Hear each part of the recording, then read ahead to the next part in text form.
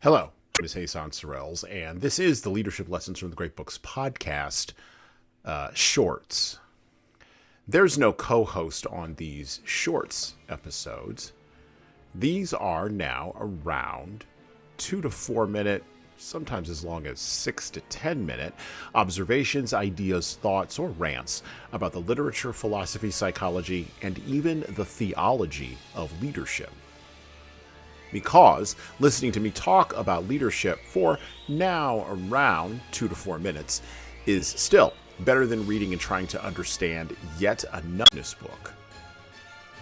Even that business book your coworker won't stop raving about because it quote-unquote changed their life, but you can't see any difference in their leadership behavior. So how good could that author be? Leadership that looks like accountability, ownership, and responsibility is going to transform over the next few years. This transformation will be driven in response to the excesses of our current historical era.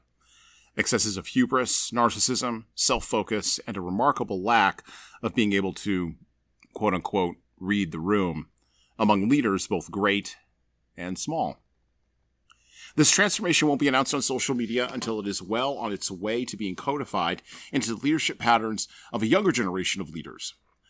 This transformation will be heralded from pulpits and stages. This transformation will be noted in small businesses and on innocuous teams in unsexy industries. Forbes, Business Insider, and LinkedIn will miss it until it is well on its way, and there won't be a government program to make sure it remains sustainable. Young leaders are tired and unimpressed with the promises of the irresponsible and the unaccountable. Middle-aged leaders are weary of the cynicism and arrogant flippancy of those who refuse to take ownership for the consequences of their poor decision-making, and everywhere the dearth of older, wiser, and steadier leaders is currently being felt. The transformation of leadership away from political sermonizing is already in place. The only question is, where will all that energy go?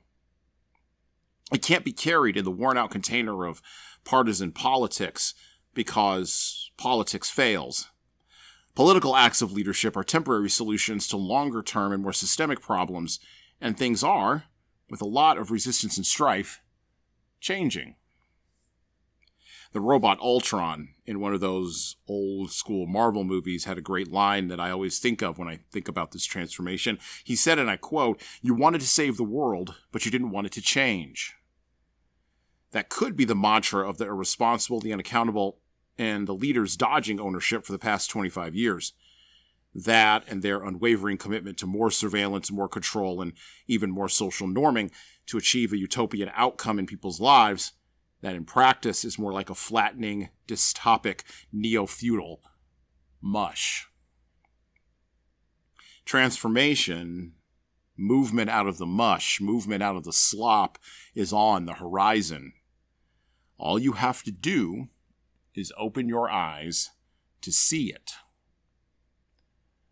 And well, that's it for me. Thank you for listening to the Leadership Lessons from the Great Books podcast today. And now that you've made it this far, you should subscribe to the audio version of this show on all the major podcast players, including Apple iTunes, Spotify, YouTube Music, and everywhere else where podcasts are available. There's also a video version of our podcast on our YouTube channel. Like and subscribe to the video version of this podcast on the Leadership Toolbox channel on YouTube. Just search for Leadership Toolbox and hit the subscribe button there on YouTube. And while you're doing that, leave a 5-star review if you like what we're doing here on Apple, Spotify, and YouTube. Just go below the player and hit 5 stars. We need those reviews to grow, and it's the easiest way to help grow this show.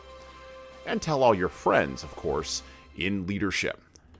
By the way, if you don't like what we're doing here, well, you can always listen to another leadership show. There are several other good ones out there. At least that's what I've heard. All right. Well, that's it for me.